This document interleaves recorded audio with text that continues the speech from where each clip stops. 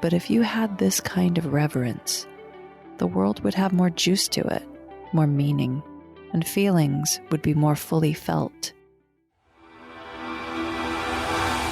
I'm Heather Grzych, and this is the Wisdom of the Body podcast. This podcast explores the idea of body intelligence as the real key to learning the knowledge of life, or what we call Ayurveda in the ancient language of Sanskrit. We do that by connecting with today's creative leaders and experts who will help you listen to your body, trust your gut, and live in deeper harmony with nature. Come join me as we unlock the golden door to clear, direct perception and become very deep listeners. You can find the Wisdom of the Body podcast on Apple, Spotify, and Stitcher.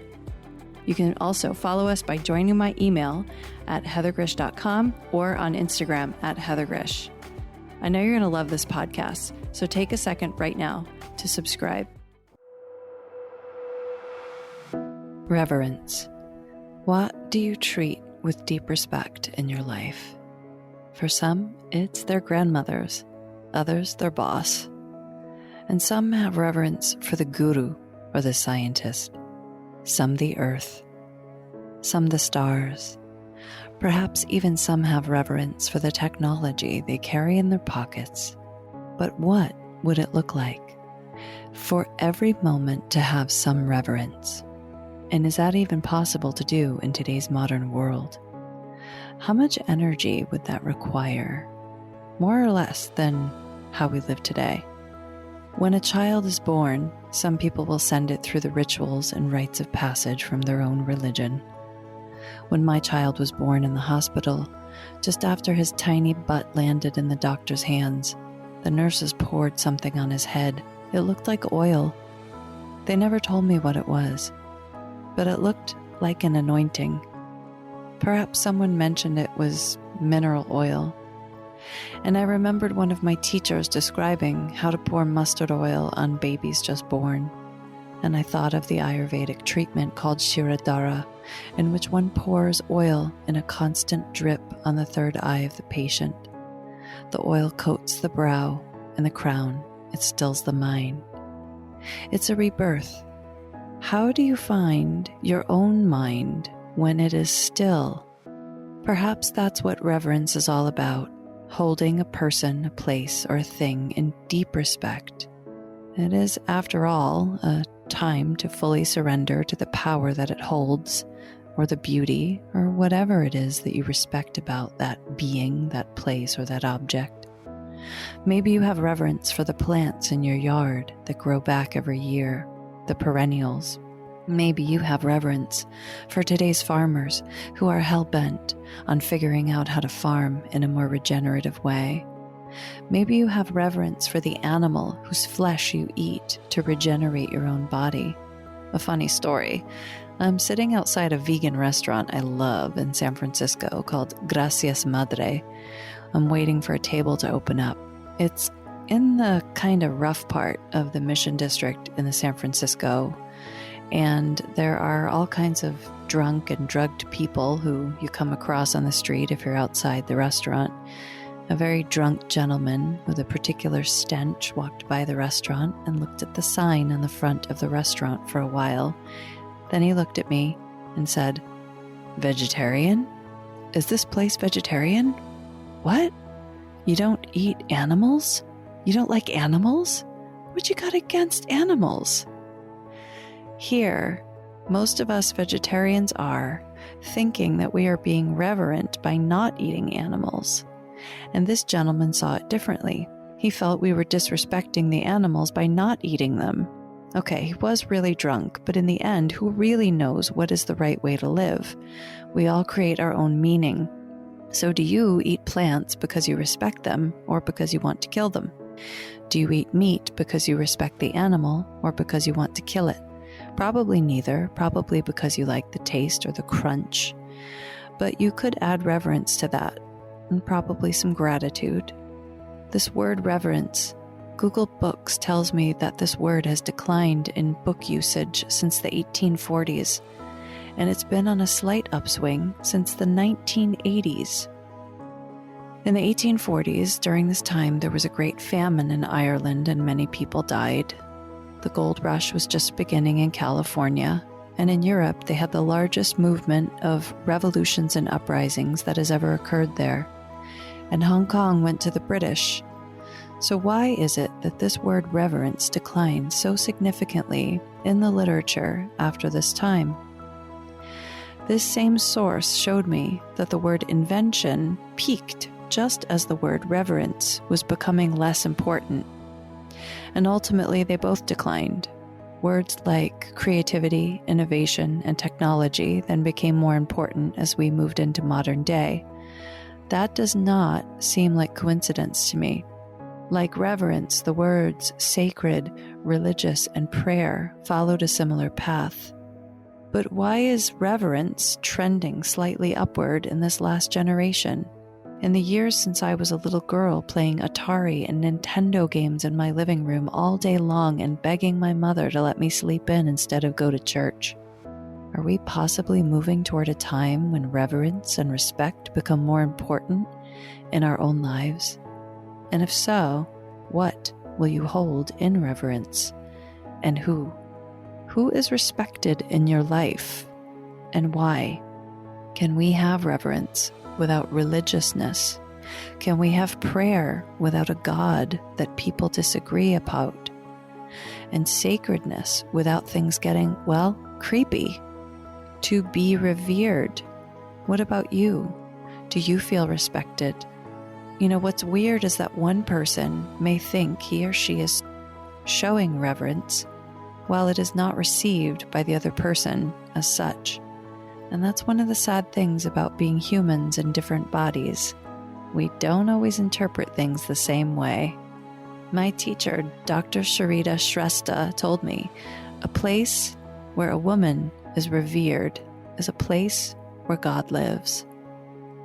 But are women really revered when we don't even get paid maternity leave? Desired, yes. Treated differently across the countries and cultures. But why? Are women revered when they must cover their faces with cloths? Some would say that shows respect, while others would say it's cruel. This is why cultural context is so important. Is a woman revered when she is pressured by her family to have a child? Perhaps, but she will not feel revered if she does not want to have a child. And much like a mama penguin is looking for the male to bring her the perfect rocks to build her brooding nest with, a woman may not want to have a child if she does not feel like her life conditions are conducive to her being a mother. Nesting contains reverence. Rites of passage and rituals in general contain reverence for certain acts in our lives. In the death of a loved one, we hold a ceremony and mourn and speak of the memories. And even the old relationship can be mourned, the loss of a lover, the loss of a friend. Can you imagine holding a ceremony for the death of a relationship? Does it sound strange? Maybe so, but if you had this kind of reverence, the world would have more juice to it, more meaning, and feelings would be more fully felt, rather than smoothed over or distracted from only to come back to haunt us later. Dare I suggest that our memories may even be more complete and long-term. With reverence, your level of presence can be magnified, so much that objects in every moment of life become a sacrament, an offering, a prayer. Every tooth flossed, every piece of toilet paper flushed down a toilet, every eyebrow plucked, every morsel of food chewed and swallowed. But we blow past life, looking for the next big thing, the next model, the next goal, the up-leveling, the next image on the vision board. And yet, everything we need and more is already being provided for the work that is being done. Rumi spoke of the soul in the old woman, and Coleman Barks translated his words. He says, Soul is what draws you away from those pictures to talk with the old woman who sits outside by the door in the sun. She's half blind, but she has what soul loves to flow into. She's kind. She weeps. She makes quick personal decisions and laughs so easily. So many advancements since 1840, and yet who are we? We still have wars, we still have famine, we still have rebellions, and we've blown up parts of the earth with nuclear weapons the same way we would blast cancer out of a body with radiation. And most of us don't even have a relationship with a garden any longer, so we have to find ways to hone this craft of regeneration. Regeneration offers a wonderful opportunity for reverence. Let us rejuvenate that which has become depleted and toxic in our bodies and our environment. Does this perhaps deserve our respect more than launching electric cars and rockets into space and fantasizing about nuking a planet to make it more habitable to human life? Or is that just me not having reverence for the ambitious, or lacking reverence for those who want to move to Mars? Really, who do you respect? The virtuous, the happy, the powerful, the peaceful? Be clear on why you respect people. And do you have reverence for yourself? Do you treat your body with care? Do you honor its seasons? Pray to the spear of asparagus about to enter your belly, and seek to improve conditions when something in your environment is harmful to your health, like plastics, bad air quality, or unwholesome behaviors of your colleagues. Do you give care to these things?